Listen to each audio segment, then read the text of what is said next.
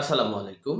সম্মানিত দর্শক শ্রোতা, আজকের বিষয় হচ্ছে সার্জিস আলম ও হাসনাত সাহেব কিংস পার্টি থেকে স্থায়ীভাবে পদত্যাগ করা হয়েছে সে বিষয়ে সংক্ষেপে আলোচনা করছি।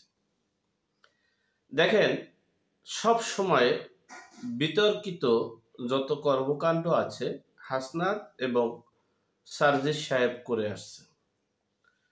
এই হাসনাত যেটা একটা মানুষের আত্মবিশ্বাস, বিশ্বাসঘাতকতা সবকিছু শেষ করে দেয় এই অতি উৎসাহী হয়ে। দেখেন, সেনাবাহিনী তাদেরকে সাপোর্ট দিচ্ছে, ভালোবাসে এবং তাদেরকে সর্বোচ্চ সহযোগিতা করতেছে, ঠিক আছে, কিন্তু সেই সেনাবাহিনীকেই প্রতিপক্ষ করায় তারা এখন কোণঠাসায়।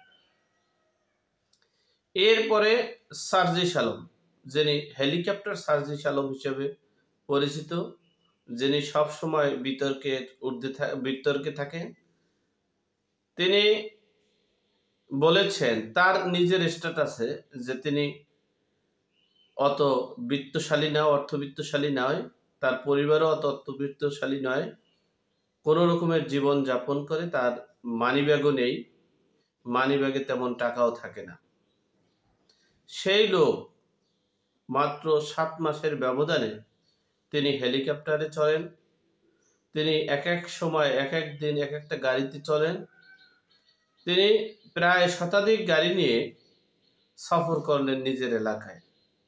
এই সফরে বিভিন্ন তর্ক বিতর্ক শুরু হয়েছে। সেখানে এই জাতীয় নাগরিক পার্টির নেত্রী এই তানজিম যারা, তিনি একটা মন্তব্য করেছেন। এরপরে তাদের মধ্যে বিভিন্ন ধরনের মতামত চলে আসছিল।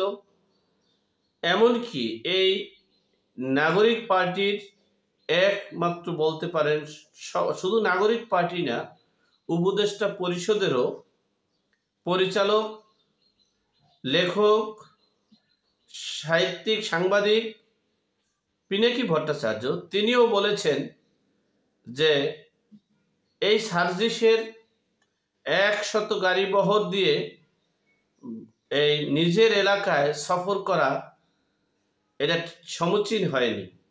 এতে নিজের কেরিয়ার, নিজেকে আরো নিচু করেছেন এবং তার জনসমর্থন কমছে ছাড়া বাড়ছে না। বিভিন্ন সমালোচনা চলে আসায় মিডিয়ায় তোলপাড় একটা চিঠি যে এই জাতীয় নাগরিক পার্টির সংবাদ সম্মেলনের মাধ্যমে এই বিতর্কিত হাসনাত এবং সার্জিসকে স্থায়ীভাবে বহিষ্কার করা হয়েছে। আসলে গুজবের বাংলাদেশ তো, আপনারা ইতিমধ্যে অনেক গুজব শুনেছেন, অনেক গুজব শুনতেছেন, শুনবেন, এটাই স্বাভাবিক।